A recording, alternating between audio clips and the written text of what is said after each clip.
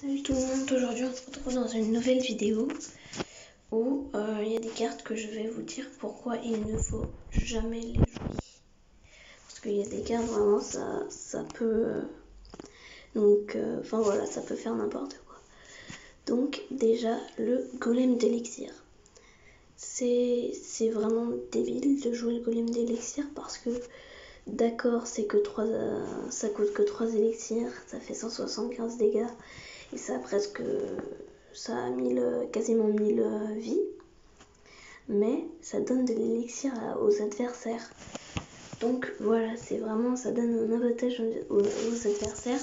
Surtout que moi, les joueurs qui le jouent contre moi, j'arrive tout le temps à défendre et ça tape quasiment jamais. Donc voilà, il ne faut pas jouer le golem d'élixir. Après,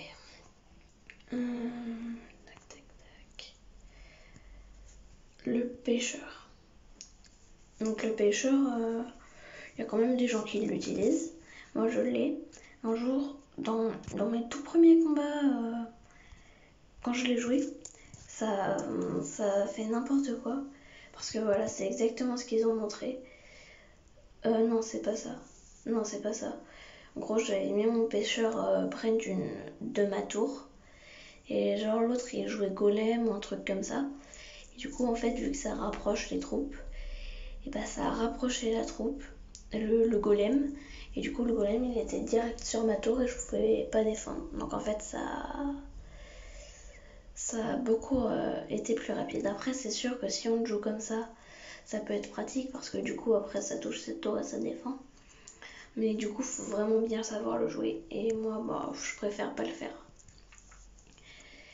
Après, l'archer magique. Encore une fois, ça a des avantages parce que ça fait quand même 111 dégâts et ça touche, ça tire assez vite et tout. Mais le problème, c'est qu'imaginons que là, il est là, et imaginons il y a une troupe ici, et ben en fait vu que ça tire plus loin, l'arc il tire plus loin que la cible, et bah ça peut toucher la tour du milieu et du coup bah ça va plus. Donc oui, il y a plusieurs légendaires qu'il faut pas jouer, mais voilà, c'est comme ça.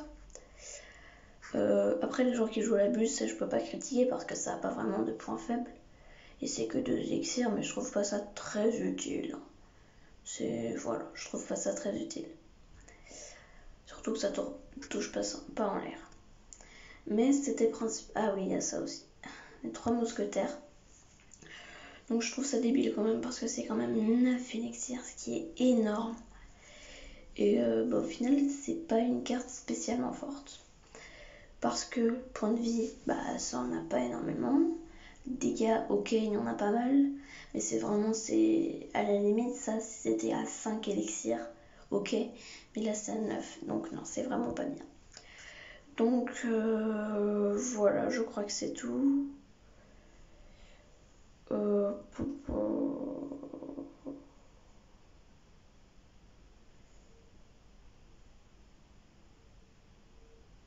Oui, c'est tout.